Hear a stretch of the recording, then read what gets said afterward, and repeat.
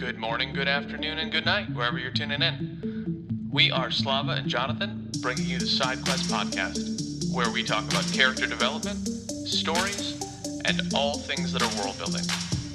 And we occasionally take side quests, because, frankly, that's how conversations work.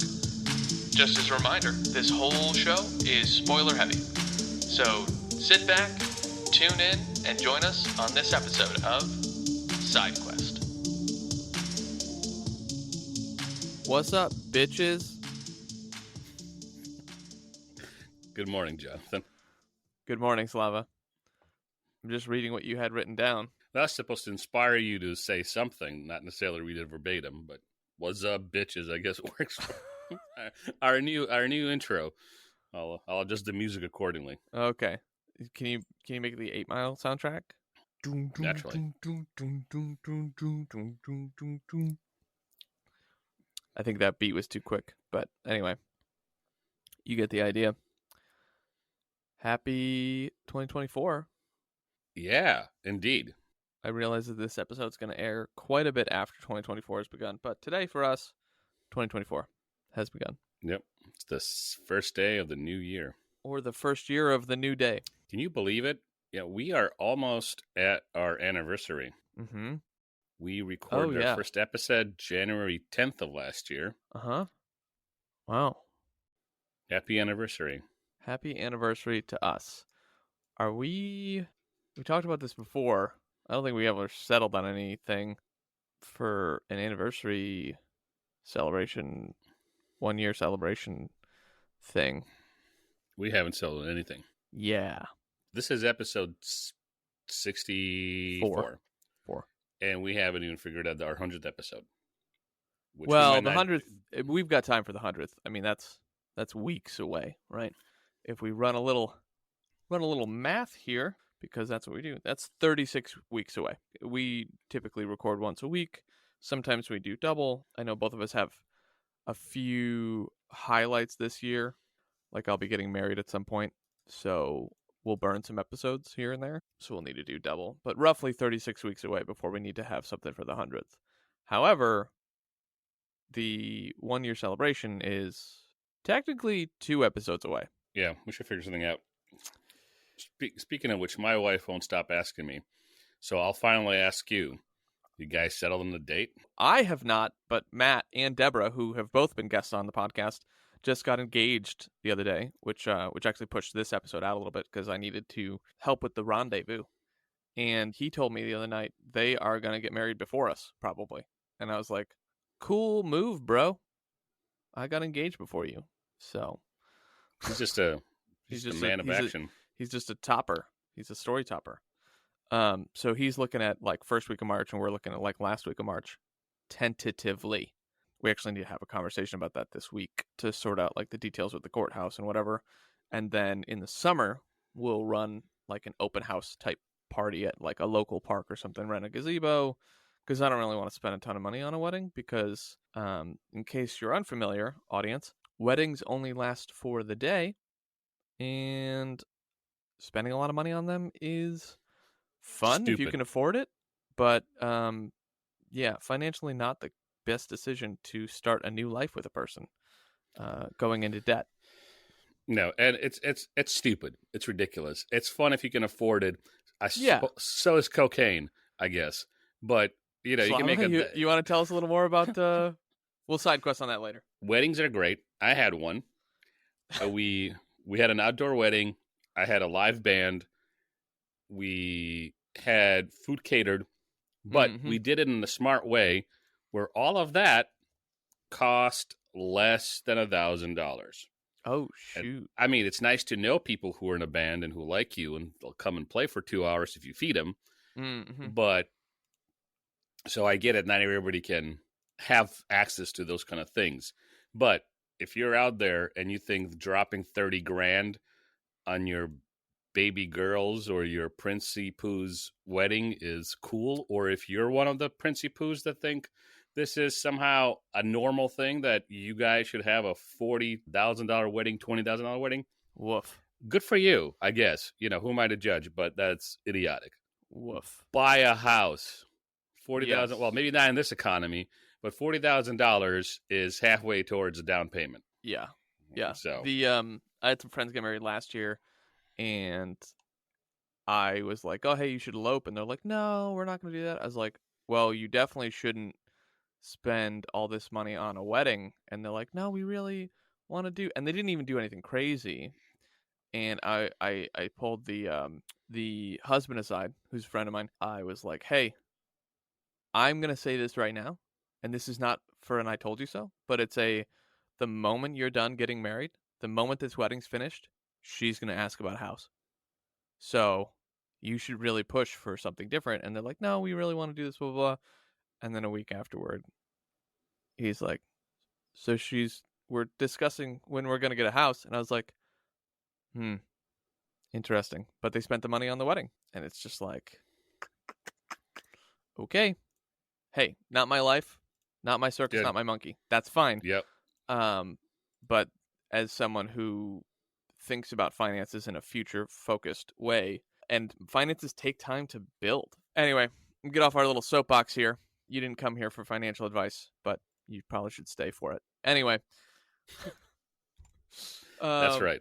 So I got a question this week, Slava, I've been thinking about. No, you don't. You know why? Because I have a question. Well, that's rude. I thought about it more and more. It's a rude way to start 2024 off, but okay. Listen, I sat for 2 hours pretending to be you, and I shat out a question for us. Took you 2 hours to pretend to be me, and you only got one question out?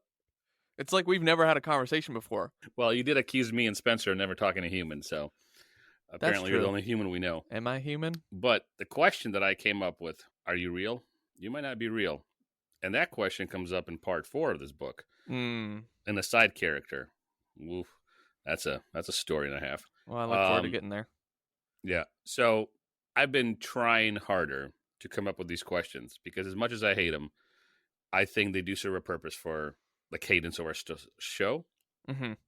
And when I come up with, now that you don't do this, but when I come up with them, I'm like, I really, really want to somehow integrate it into the actual thing that we're talking about. So, First question was, what scared you? Kind of a general horror book question. Yep.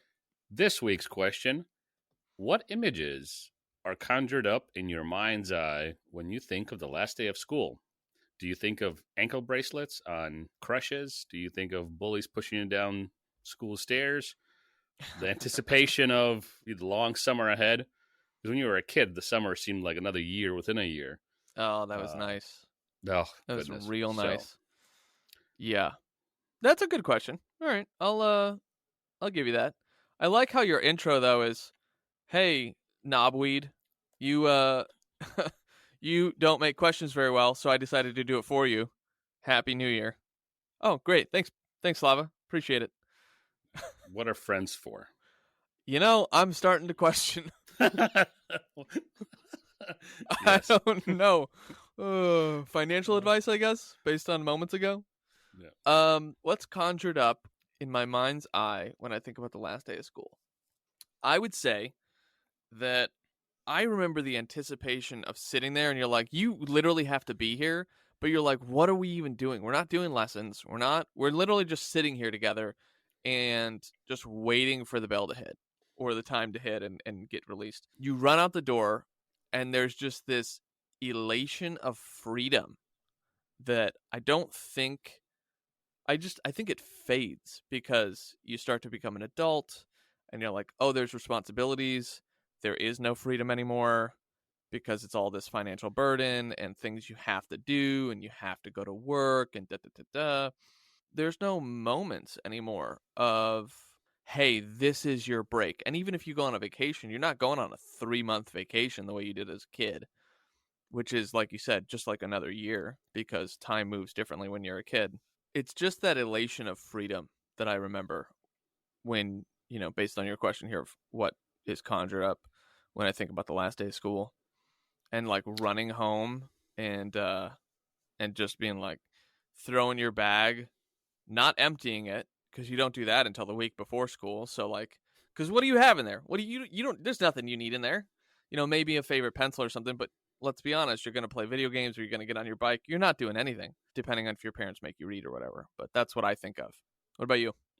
Very similar, and I think you captured it well. You said anticipation of freedom. For me, it was just an anticipation of something. Yeah, freedom came along with it, but you're sitting there. It's the last day of school. You might be getting to go home early. Even if you're not, you're waiting for the bell to tick off. I grew up in New England. Well, at least when I was this old, I was in New England. So Maine, the weather that's described there, it's a little cooler than where I grew up, which was Rhode Island, Massachusetts.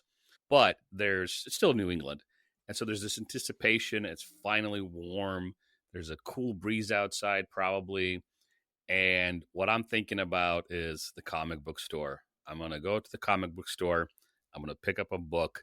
I'm going to go home. I'm going to read it. Or me and my boys, I was more of a Ben. So my boys was one guy.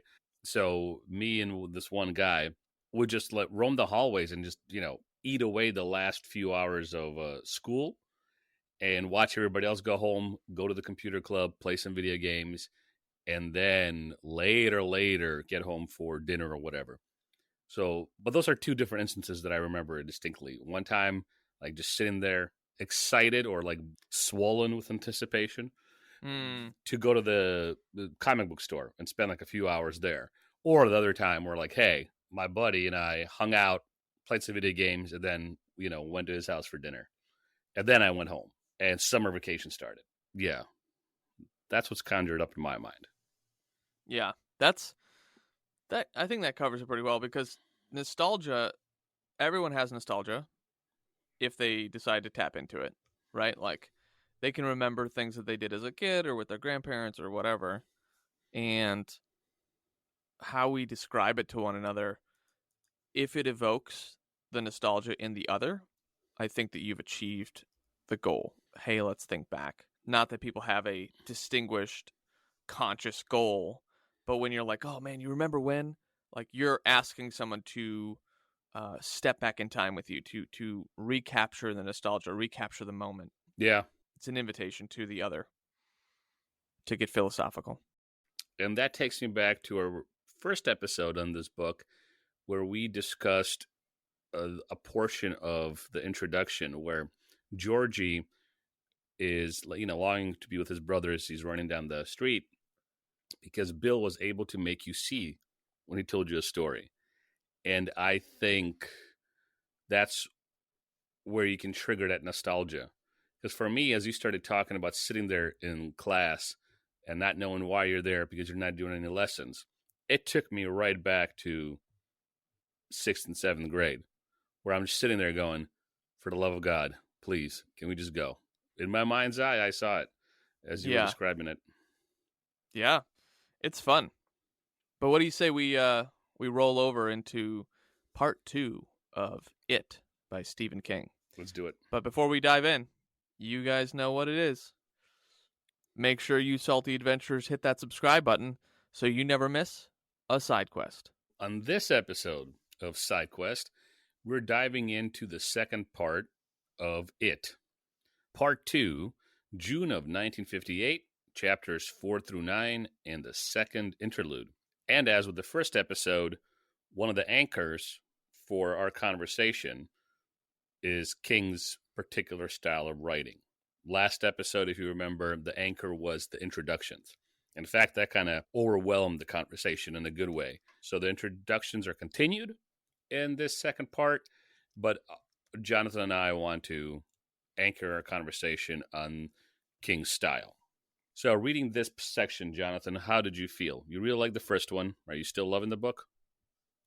Yeah, I am. I think this is the best book that you've recommended so far. Good. It's taken the seat. It's displaced Roadside Picnic for me. If anyone listened to episode 50 that we did, which is a special episode, we did kind of a back and forth best books, whatever. But yeah, this is the best book that you've recommended to date that I've enjoyed it so much. And I really think that this is, I go back and forth on whether or not this should have been the first King piece that we read because it's so good. But thinking back to other King pieces that we read, I'm like, I think I'd be let down even more than I was in the other King pieces. Now, most of those were short stories, so I think that having this be a really pleasant surprise, and not to say, I don't want to misconstrue this, I wasn't unhappy that we were going to read it. It's a piece of modern literature that I've always seen, and I thought, maybe I should get around to reading that at some point. Mm-hmm. And then we'd read a few King stories, and they're short stories, so they're not my favorite thing in the world.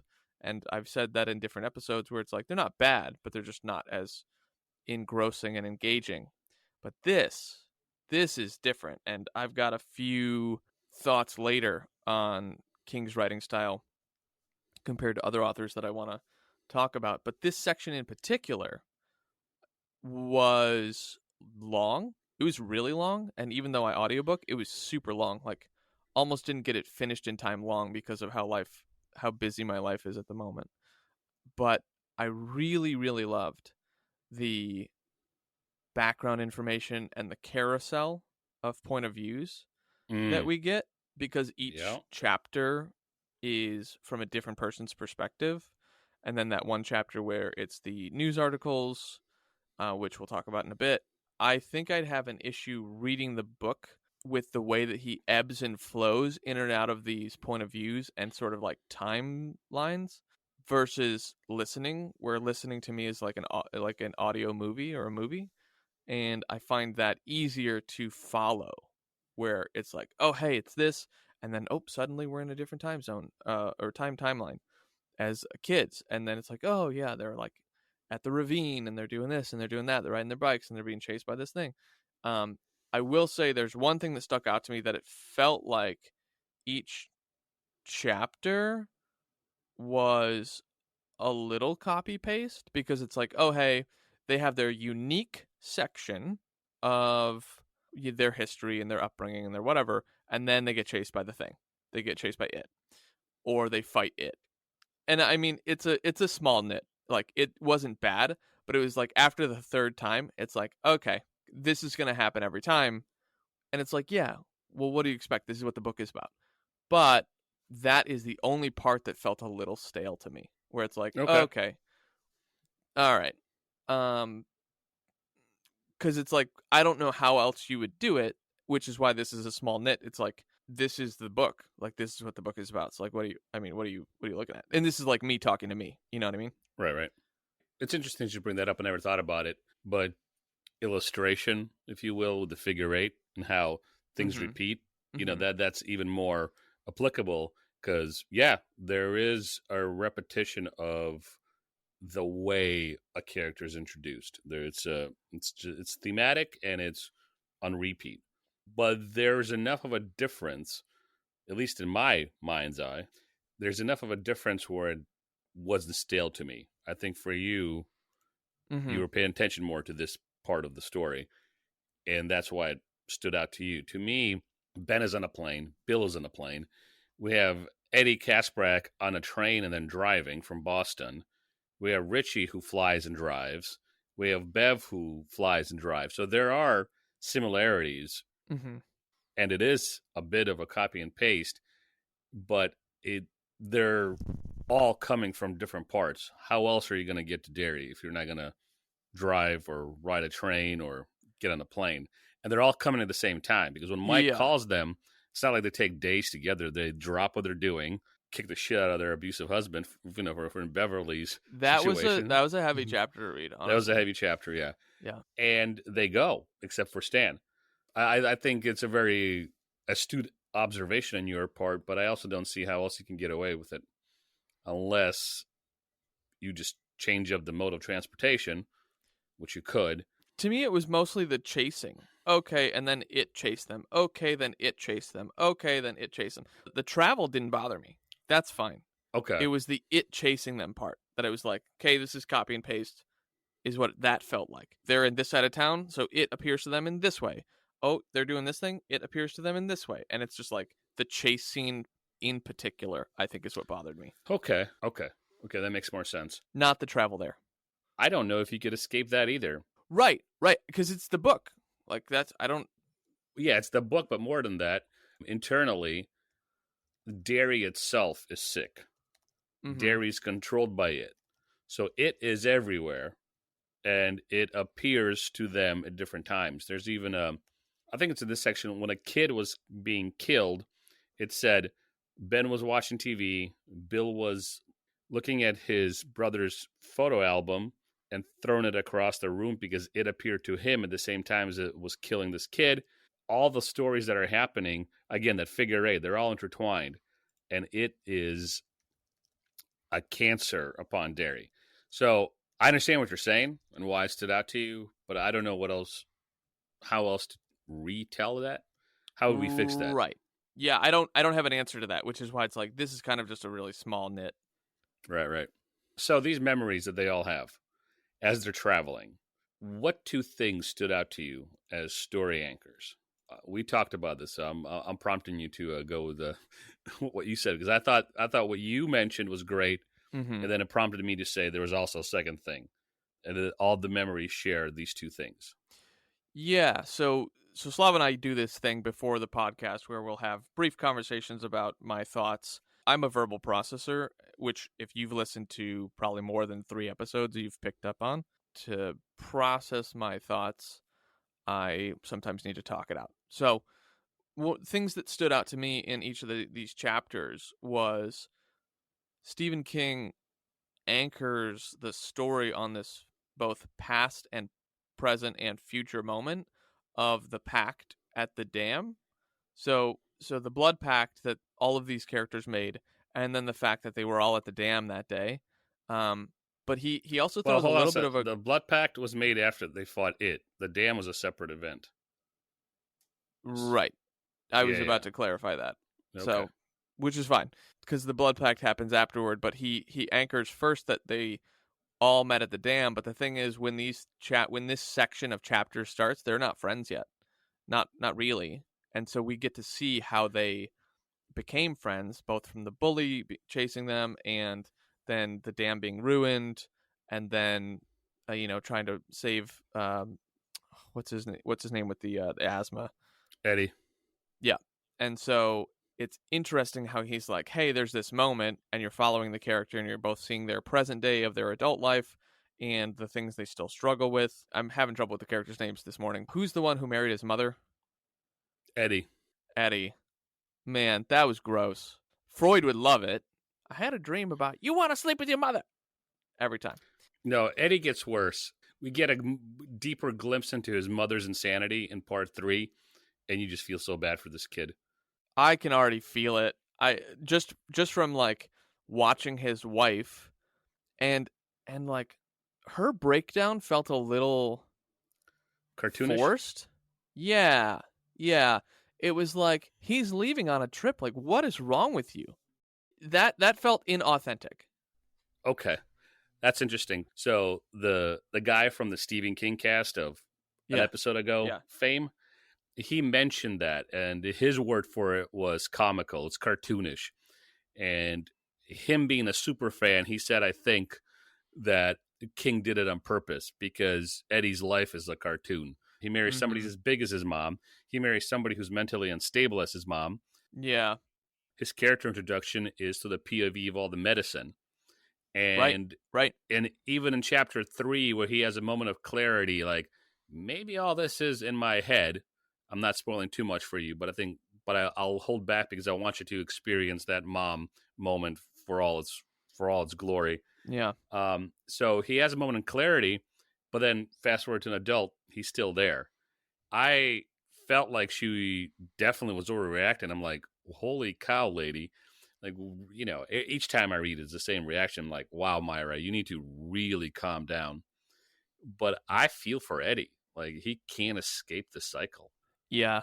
And so for that part of it, this can't escape the cycle, details aside for a moment that I thought were inauthentic, can't escape the cycle is something we've talked about on the podcast when we go into our colloquial, slice of life. Here's a piece of my history ordeals that we share, and both in our lives and in the lives of people around us. But it's like most people are not willing to make themselves uncomfortable enough for 3 to 6 months to truly just change their lives for the better. Yep. And It's not easy. Don't mishear me. If you clip this quote, make sure that you get the second part where it's like, I'm not saying it's easy. Being uncomfortable is being uncomfortable, and what you have to sort through, whether it's Eddie's trauma or, stuff that you went through as a kid, or things that I had come up last week about, like, oh, this is how I was communicated what love is as a kid, and then being like, oh shoot, I gotta deal with this. And if you don't deal with it, then you are, gonna continue to run in these cycles. So I won't, as you say, belabor the point. But I won't belabor the point. But I would encourage everyone to reflect on, especially in this new year, what cycles are you running in that do not serve you, and what kind of life do you want to have, and then start building a bridge to get there, because you really can't have the life that you want if you will take 3 to 6 months to start breaking your current cycles and environments, and then commit to doing 3 to 5 years of work. You can literally have whatever life you want. Anyway. Yeah. Well, one thing to add to that, and it starts as easy as making your bed. And I know all the hustle bros and all the king influencers on Instagram that, copy and paste either Goggins or somebody else, and they all have the same rah, rah, rah. Love Goggins. Rah, rah, rah nonsense. I know it all sounds watered down and cliche, but it really does start with making your bed. It helps with setting habits in motion. It doesn't, but I digress, and I'm belaboring it. So it's a new year. Better start it off with a little bit of belaborment. Right. It's it is what it is. So yes, those story anchors are, I think, amazingly woven into the dam and the blood pact. The dam and the blood pact, because you have them coming back, and so let's just pick 2 or 3 of them. Ben, he's in a plane. He's just drank half a bottle of wild turkey. He remembers Bev because he's in love with Bev. Mm-hmm. And then he remembers fighting with Bowers, which is amazing. I think that both Ben and Bev have this moment when Bev has it as an adult, but Ben has it as a kid twice when he decides to shed the pounds, and you'll learn about that in part 3. And then when he fights Henry Bowers, which is amazing. He beats the crap out of this bully, which I kind of do when I was a kid to my bully. It was less dramatic, but balls were kicked too. So, look, hey, the guy was 6 times bigger than me. There's nothing fair. Yeah, there's nothing fair in fighting. You don't have to. No. It's not an honorable duel. That's a different thing. Yeah. And even then, if I'm in a duel, one of us is dying. I'm not going to be a gentleman about it. Sorry. So we have Ben. He remembers fighting Bowers and then helping the losers build a dam. We have Eddie Kasprek, who has the same memory. He's like, he remembers the day that Bill got the idea to build the dam and how Ben showed them. And then, he thinks about how the leper almost killed him. We have Beverly, who remembers the same thing. She looks at the scar on her palm, and she's remembering her friends. And she's remembering the promise that they made to come back to Derry if they need to. And then you have Bill, who actually remembers his bike, right? So they're all, that's where it's a little bit different. Hi-ho, silver away. That's where it's a little bit different, because Bill doesn't remember the dam. Bill remembers it because of him and Richie looking at the album. Oh, well, he was looking at it by himself first, but Bill remembers the bike. Richie, what does Richie remember? Do you know? Do you remember what Richie remembers? I don't think I wrote it down, but he's flooded with memories. Oh, there it is. Here's my notes. It's all coming back to him in waves, and it is the dam. Mm-hmm. And it is the dam, and he remembers Mr. Nell, who was a cop, going, "Hey, guys, build a dam, and you're backing up water into into people's toilets. Yeah. Please stop doing what you're doing." And then he remembers Ben taking responsibility for the dam, and then everybody else goes, "I am Spartacus, I am Spartacus," and they all fess up to protect Ben. And that's where that bond, I think, is formed. The first anchor is formed. Mm-hmm. And even though, and you'll see what happens in part 3 with Eddie, it tries to not dislocate, that's not the right word. It's a good word, but not the right word. It tries to disrupt the Losers Club. but they persevere. And after they beat it or wound it, you'll find out what happens later, Jonathan. They make that pact. So now, after making the dam, their friendship is solidified. They get together to fight it, and then afterwards, they make the pact. So I think it's just a nice like your word, anchor. It's two great anchors for the story. Yeah, very much so. So one of the things that's not at all a copy and paste, or maybe it is chapter 6, where King writes fake news articles, news clippings about the story. Mm-hmm. And it's about Eddie Cochran, his little brother, who gets murdered with a hammer. Do you like the news clippings in the story? Do you think it helps with the immersion? Because this isn't, this is not an interlude. So this is not Mike like talking about something and introducing a book or a news article. This is just chapter 6. And here we just have a dump of news stories about Eddie and his little brother. And then later we get to witness Eddie Cochran's death, which is told through a regular, narrative style. Well, did that help you get immersed in the book? Mm-hmm. That's a good question. I did like that chapter because it felt unique. What I will say is I didn't really notice the chapters. Or, sorry, not the chapters. I didn't really notice the clippings. It felt like more information to me because this is all new to me. Like, I've never read this book. I've never watched any of the movies. I just knew, like, hey, this is a kind of a cult classic. That's it. And, I know that it's about a clown and this kid in a yellow rain jacket who, perceivably befriends the clown. That's all that I knew. So taking all of this information in and understanding it and also trying to integrate it and find the patterns and the matches at the same time is why this didn't stand out to me. It's like, oh, this is more information. I need to figure out what's going on, as opposed to, oh, this is really unique and whatever. So I think I missed out on the storytelling device of newspaper clippings because I was busy trying to capture the information.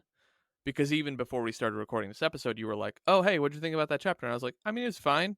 And then you start talking about it and you're like, but didn't you notice the newspaper clippings? And I was like, yes? Question mark? Because it's just all new information to me. So yeah, that makes sense. Sometimes I can get a little heady, because I don't know what else to call it, where I'm not noticing the intricacies of the author's writings. And I don't think I'm immersed. I think I'm trying to mentally catch up or mentally put things together. And I realize it's not like a super clear answer. I don't think it takes away from the story. I'll say that. But I'm not sure I would have noticed if it wasn't there, except after you asked the question. And then it's like, okay, I mentally removed it, but I'm now thinking like, okay, if that wasn't there, then my comment about copy and paste feels even more relevant because, this whole section is chapters 4 through 9. So if it was just 4, 5, 7, 8, 9, and you just have each of these characters and their POVs, like it would be noticeable that it wasn't there, thinking through the logic of this question, because you would just be getting the POVs and it would feel even more copy and paste-ish, where it's like the pacing, even though it had spikes, would feel very plateaued, where it's like, oh, like, think about it. If you remove that chapter, yep, and you just have character POV chased by it, character POV chased by it, character POV chased by it, and it's just like, okay. But by having this in the center, I think that you do really get to break it up, even though it didn't consciously stick out to me. I think it was necessary and was actually helpful. Two things. You're listening to the audiobook, so it might not be obvious these are news clippings, unless you're listening very carefully. And if you're doing your heady thing, you're not listening carefully enough to this little nuance that's going on, right? Which isn't that a bad or good thing. And then two, this is your first time reading the book. Right. So this was your third time, you know that the news clippings are coming, right? Or if you're reading the Right. physical book, the way the physical book or even the Kindle book is formatted, you can see that it's headline, date, newspaper, blurb. And you can tell that this is, inserted here as a pseudo interlude, but it's actually a chapter. Mm-hmm. And Mike's just sharing. It's no longer the narrator. Now it's Mike just sharing the news clippings with the audience, with the Yeah. readers. And it's said somewhere, I think it's said somewhere that the narrator is using portions of Mike's unpublished history of Derry to further the plot, to further the story, to tell a fuller story. I think that might be the case too. So that's why this is not in an interlude. It's just kind of thrown in the middle of a part of a Mm-hmm. section, which makes it even more interesting, I think, if that's true. Yeah. Yeah, that is interesting. Let's get to the interlude now that we've mentioned it. This is a kind of a heavy one. You get to listen to Mike's father recount the Black Spot fire. Yeah. Which was ignited by fathers of some of the kids that Yeah. attend Derry with Mike. Like some of the kids that Mike plays with, or at least has a okay relationship with, right? They're not bullying him or, shouting racial epithets at him. They're just kids that are around Mike. And even one of them goes, "Oh yeah, my dad uses the N-word all the time. It's all great. He's a Christian. Your dad's a Christian. The way when he uses the N-word, it's always in a praiseworthy manner." Mm-hmm. And that just shows like the naivety of kids and the innocence of kids too. But it paints a picture of Derry being truly diseased. And this is just a ploy of the author, Right. obviously. He's Right. using racist pieces of garbage to show that how infested the town is by focusing on something that was around in the 1930s, around in the 1950s and 60s, and it happened in the North. If you read the Black Experience, any good history in the Black Experience, if you read it, you will know that the North had its own problems, sometimes that outsurpassed the South. Yeah, the chapter with Beverly and then this interlude have been the two most difficult parts to go through for me at the moment. Other bad things happened, death happens, but I think it's just more sobering because I was thinking about it. Like in this chapter, there's a lot of N-word use, and I was like, I don't remember the last time I read a book that had the N-word in it, outside of like some very specific pieces that we read in like 10th grade, or I think that the N-word is in To Kill a Mockingbird. Does that Oh yeah, sound right? yeah, Yeah, yeah. numerous times. Like, yeah, okay, all right. So like things like that was freshman year too. So like high school, right? Like now I've heard it, you know, by black folks in, 8 Mile or rap songs or whatever, but it's different. It's definitely different when you're reading it in a book and it's like, "Oh, this is clearly like meant to be about racism." And it's like, "Well, shoot, man. Like that's um yeah, just those two sections were super heavy to go through." I don't want to waver too far from this interlude in part two, but why do you think Bev's story stood out to you as the most difficult than the other? Besides it being her being clearly in an abusive relationship and clearly in one that's more dangerous than the others, what do you think? What else stood out to it? Well, so I've had friends who were in abusive relationships, Mm. and because you have a personal connection with a person, and then you have an example of what could have been. Details are probably not one to one. 99.9% of the time, and so it's like thinking through that and going, oh man, like, and then also finding out people that you knew who were abusive, but it was behind closed doors, and you're just like, holy cow, that's pretty crazy. And then my mom's side, they had a few different dads throughout the years, and that was back in the 40s and 50s, where this was normal to like beat your kids and things like that. It's a different perspective on, or an elaboration to, people that I have known and know. And so it's just like thinking through that and applying it to those people in particular and going, oh man, that's something, you know? So I don't think it was more or less than the interlude here with the racism. I think that they both just stood out to me equally, but for different reasons, right? That makes sense. That makes sense. And I think Stephen King, and I can't get into his head or his heart, but he has, in numerous books, touched upon racism. Mm-hmm. And he has painted racists with very vivid colors. He has made them repulsive characters in a lot of his books. And another shout out to our guy from the podcast, Stephen King Cast. He brought this up. I didn't think about it until I listened to that episode. And yeah, in the books that I read, Stephen King, when he writes a racist character, he paints them with vivid colors, meaning that they stand out as bad and evil, and their racism is so stark. And I think for this book, specifically this story of the Black Spot Fire, it's meant to show the power of it, of Pennywise. Mm-hmm. Mm-hmm. Is because they do unspeakable things. They're racists, like the white Legion of White Decency, and that's not a far fetched name. That's what these pieces of shit call themselves, or close to. But just what they do, how they do it, and how they scatter like rats from a sinking ship, like little cowards after they see what they've done.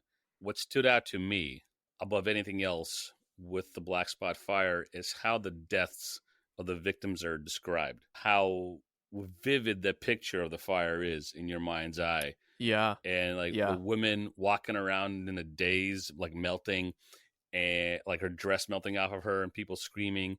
And how Dick Halloran, who side note, is a character from a different book, is actually the head chef at Overlook Hotel. So Dick Halloran, who saves Mike's father and the other dude, he's actually from the SK universe, the Stephen King universe. All that's happening, and there was a large bird. So I took note of that. Showed itself hovering. To Mike. Yeah, Mike and Mike's dad both saw the large bird, and that's how it has revealed itself to them. But it feeds on one of the racists that it influenced. That's kind of the background of the story. It influenced these people to attack the Black Spot. It influenced their racism. It fed their racism. And then when they did it, and they committed the crime, it ate one of them. So I think that's an interesting kind of overlooked detail where King could have wrote that the Legion of White Decency started the fire, and then a bird ate some of Mike's father's friends. Right. But he didn't. It fed on the ones it influenced to commit the crime. So I think King is saying something with that. It does not discriminate. It just feeds on this town. Right. So. Yeah. It was certainly a visceral chapter. Because we're speaking about the interludes at the moment, something I wanted to mention is, and this is like a difficult segue because this is like a clearly racist chapter, but some of the similarities that I've seen between Stephen King as a writer and specifically Brandon Sanderson is having interludes and using them as additional narrative style to add to the world, to add to side characters, to add to, I don't want to call it a side quest, but to add extra information to the world and giving us as the audience more information to kind of well-round what's going on and the believability and the immersion into the world. And so some of the stuff that I noticed as I've been going through this for the first time is there's interludes. The interludes help add to the immersion. There's a lot going on between the two writers. The carousel, I believe I called it, the carousel of points of view between, main characters, side characters, watching side characters through main characters or vice versa, having in-depth character backgrounds and giving us snippets of, oh, hey, this is why this person acts this way because of whatever happened in their past. Or, oh, hey, they really like this thing because when they were a kid, whatever. And then even with the interludes where it's like, okay, there are side characters that seem out of place that don't feel like they have a purpose necessarily, more so in Sanderson than King, because I think King is more of a hey, I've cut up your steak for you, here you go, and it's more clear cut, versus Sanderson, who's like, hey, there's a bunch of side characters, and they don't make sense until you start piecing together this larger picture. Right. This, to me, is evidence of both writers being, I think I could say this with confidence, but both writers are masters of their craft because they understand how to use narrative style and structure and pacing and character development in a recipe that they serve you on a platter, going, hey, here's what I've given you. And Stephen King is, to me, more meat and potatoes, like, here you go. There's less questions about what's going on. It's still a mystery book, but like, there's less questions, whereas Sanderson is more like a gastropub where it's like, hey, I've infused mint into the mayonnaise and I've used it to spread it on this organic sourdough bread that, pulls the flavors together, and you're like, I don't think that's going to work. And then you go, oh, wow, this is really good. Now, I'm sure that you're wincing at my very crass culinary palate, but you'll just have to bear with it. Yeah. No, that's all good. And I think you're right. When you mentioned this before we hit the record button, I was like, yeah, the 2 Sanderson books that I read, at least one of them had all of the things you just mentioned. Yeah. Yeah. And it did add to the background, and it added depth to the characters, and it did give you extra POVs. And the side characters, I'm just going to read you a quote. Side characters that seem out of place but fit in the bigger picture. Like Victor Chris and Henry Bowers and the other guy, third bully. Things will be more clear why we get all the bullies discussed. Things will become clear in the 4th part. There's going to be another death scene that's going to be very visceral for you. So get ready. But I mean, I expect more people to die before the book's over. So yeah. Oh yeah, they do. Especially with the foreshadowing of each character's POV that we have, where it's like, and they don't think they're going to return home. Not exactly word for word, but pretty much that in every chapter. So it's like, some of them are going to die at some point. Naturally. One thing that stood out to me, and I missed it up top, so I brought it down to our next section here, is in her childhood, Beverly hears a voice in the bathroom asking for help. And the voice says, "We all want to meet you, Beverly."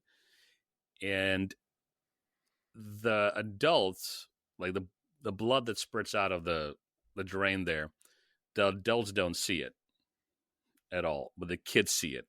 And that kind of goes back to a line I said in the first episode, which I'd like to revisit each episode we do it, is the child laws and adult laws and how they work. Because these same laws also work with Richie and Bill when they're fighting the werewolf at the house on Neibolt Street. I forgot what Richie says. I think he uses one of his voices, and it kind of kicks the werewolf back. So that's definitely a child law, like a law of imagination. Like we do something in our little child minds, and that pushes the monster away. Now that you pointed out, I can see it, but I don't have a clear enough picture, unless you can guide me through, to tell me each of the times that happens. I mean, I get it, and I think that is something that takes place both in this story and real life, of like, children have justifications for things and it just makes sense to them and how they see the world and how they interact with the world.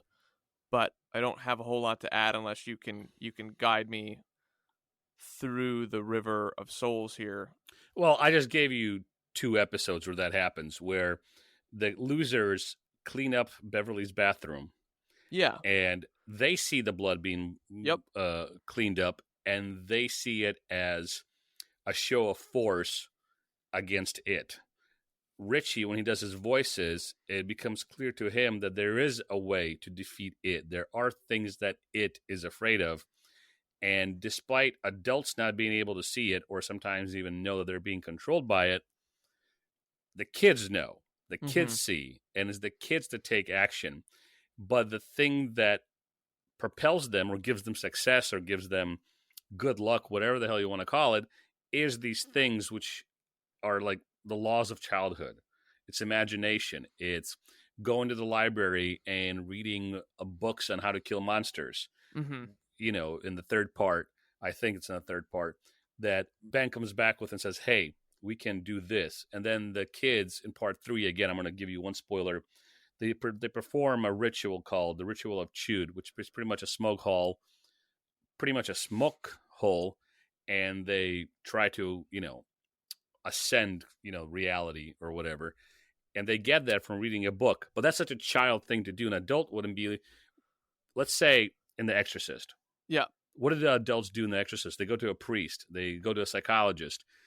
If Stephen King wrote The Exorcist and it was the Reagan's little brother trying to save her, what would it look like? What it might look like a kid going to the library and reading a book that he describes as killing monsters, but it's actually a book on Native American, rituals. That's childhood laws and adulthood laws is what I'm talking about. Yeah, well, and I took note of those things while I was reading, but I didn't categorize them as childhood laws necessarily. I just know that at the end of this book, because this is how stories work, is that some of them will succeed. Like this book doesn't have the air about it to go, this is a torture book where they die at the end. Like all of them, like and then it just continues to reign supreme. Like that's just not the type of book that this seems like, and it's also not the type of book that gets the level of cultural praise that this one has. So like logically speaking, that's how I look at this book. Again, I haven't looked anything up. But when you go, adult laws versus kids laws, it's like, yeah, I mean, I noticed those things. I just didn't categorize them that way. Of like, at some point, they have to defeat it. That's the premise of the book, is these things happened.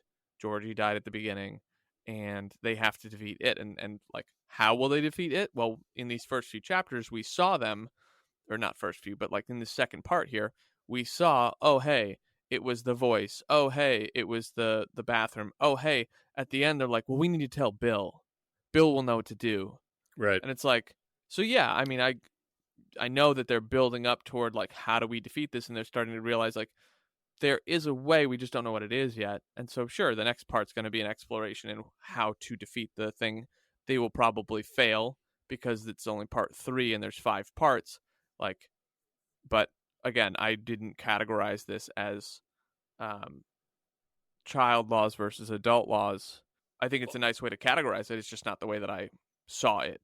The reason I applied those categories is because there is this theme running through the book about childhood and adulthood and the difference between the two. And you'll get more of that in part 3.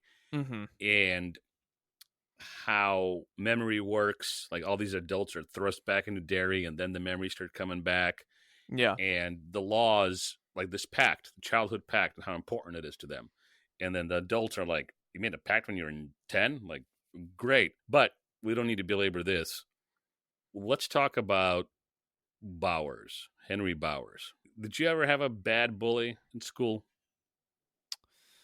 Like somebody, irrespective of whether he tortured you. Yeah, was yeah. there a yeah. Ben Bowers in your, or not Ben Bowers, thank goodness. Was there a Henry Bowers in your school? Well, they're you oftentimes kids go to different schools. They don't usually stay at the same one forever. And I distinctly remember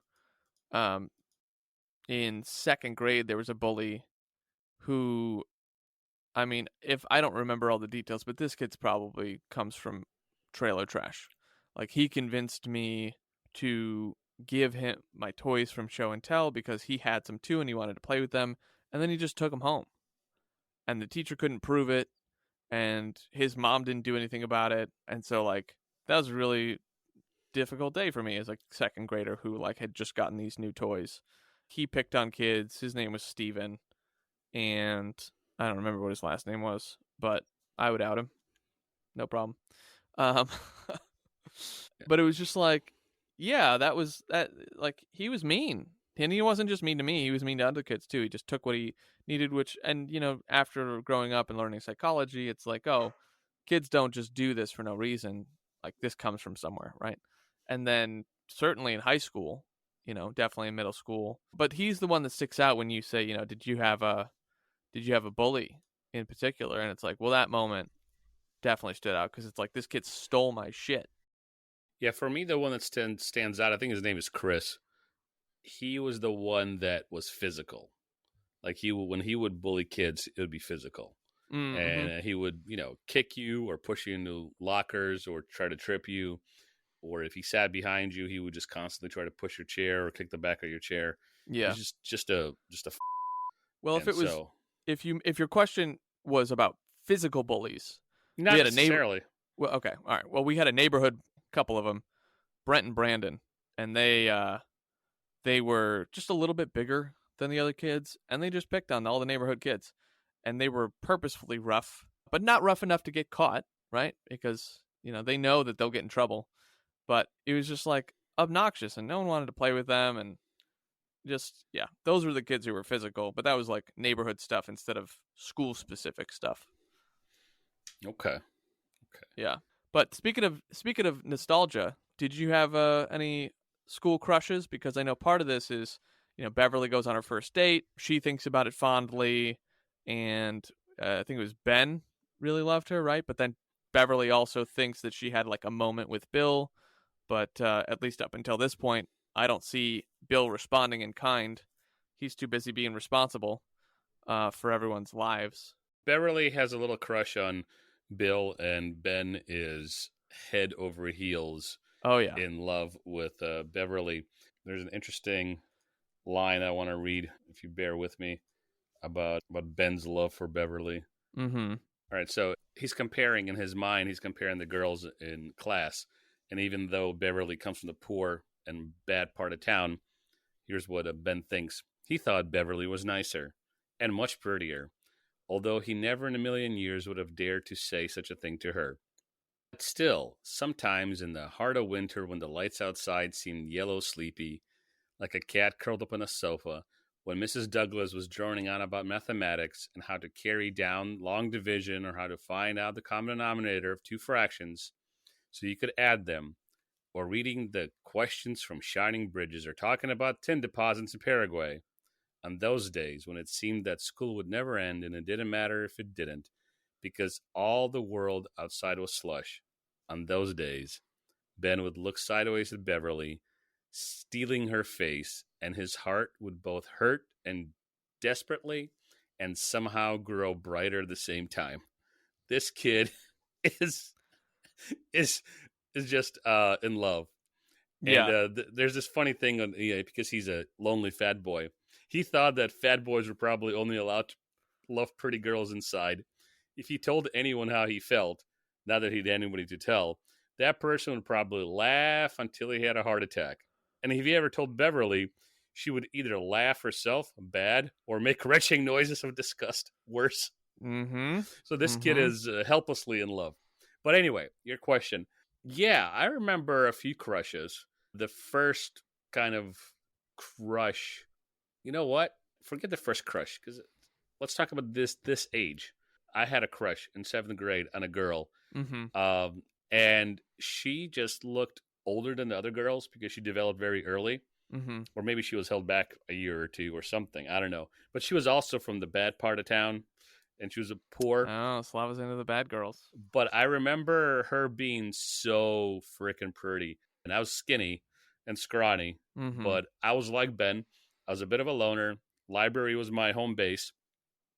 I liked reading books, and this girl was never mean to me. I mean, we never became friends like Ben and Beverly did, but she was always just, I remember her at least, always being sweet, always being kind to everybody, and she was just beautiful to me when I was in this was 6th, 7th grade.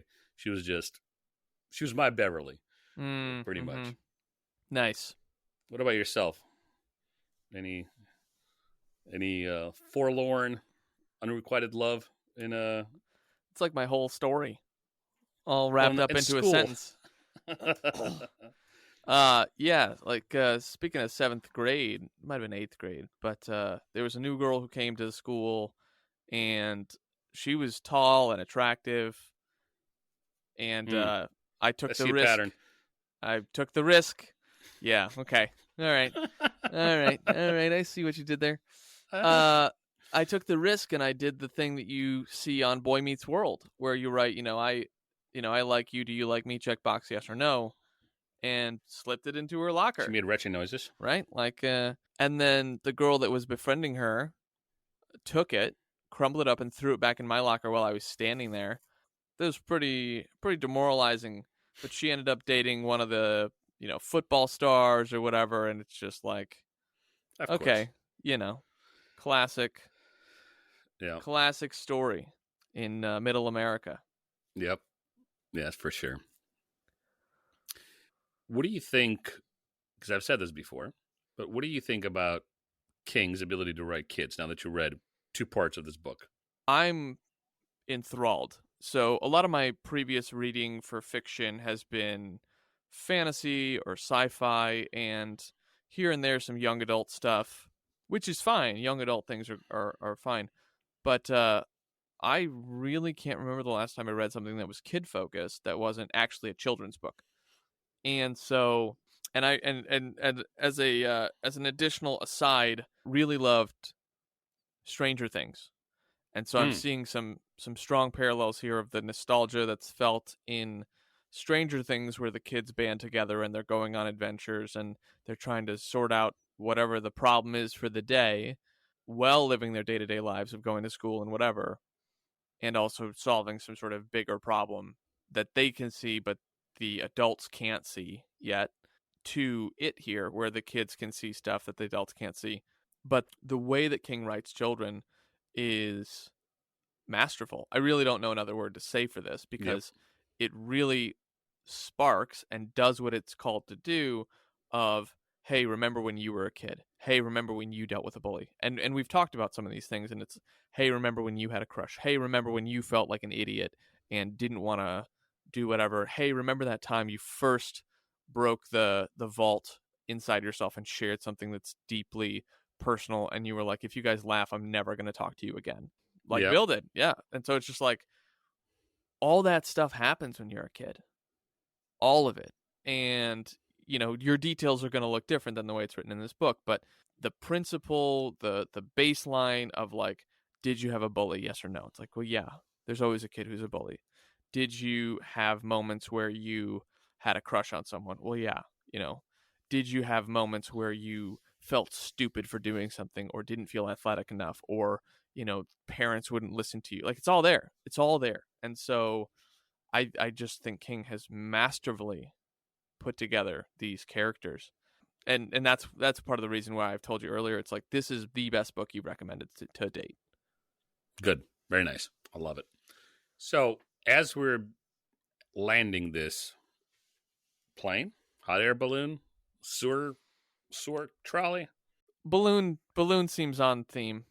Like, as we're coming to an end, we find that Mike's suspicions that it has returned are verified by the end of the second interlude.